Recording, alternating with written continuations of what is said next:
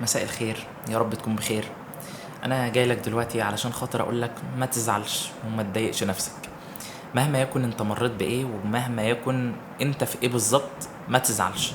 وما تقوليش يا يوسف انت ما انتش مكاني او انت مش حاسس بيا، او انت لو مكاني هتفضل زعلان. انا مش بقولك ان انت غلطان، انت ازاي تزعل، ولكن احنا بشر وان الواحد المفروض ان هو بيزعل. بس انا جايلك علشان خاطر اقولك ما تطولش فترة زعلك. انت فاهم قصدي ازاي؟ ما تطولش. مفيش حاجه في الدنيا كلها تستاهل انك تزعل علشانها. دي دنيا، حرفيا الدنيا دي يعني حرفيا زايله، ما يعني ما في، يعني انت فاهم دماغي. فالحاجه الوحيده اللي تخليك اصلا تزعل، او الحاجه الوحيده اللي تشغل بالك اصلا، لو انت علاقتك بربنا مش كويسه.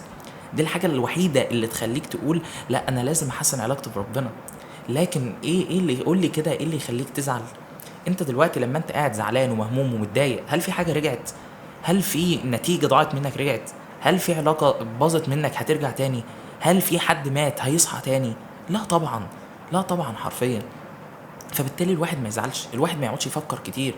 اقعد كده فكر مع نفسك. انا كنت قاعد دلوقتي متضايق وقاعد على السرير كده، فقلت يا واد يا يوسف انت ليه متضايق؟ انت ليه متضايق حرفيا؟ وقمت صورت الفيديو على طول، يعني اللي هو وتلاقيني وانا ببتسم والدنيا تمام. انت فاهم؟ بحاول ان انا اي حاجه مزعلاني برميها ورا ظهري. انا هفضل افكر في اللي مزعلني لامتى يعني؟ برضو انت فاهم قصدي ازاي؟ فبس بص لنص الكوبايه المليان، بص للحاجه.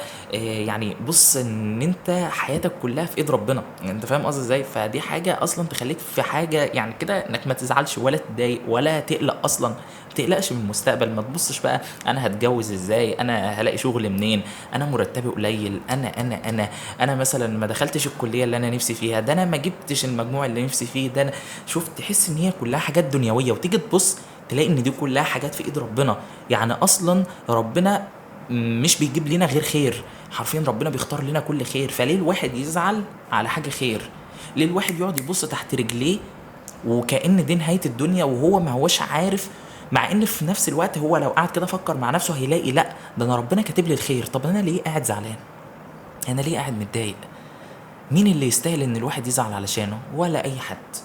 طب ايه الحاجة اللي الواحد تستاهل ان الواحد يقعد يتعب نفسيته علشانها؟ ولا اي حاجة. انت فاهم؟ فانا مش عايز اطول عليك.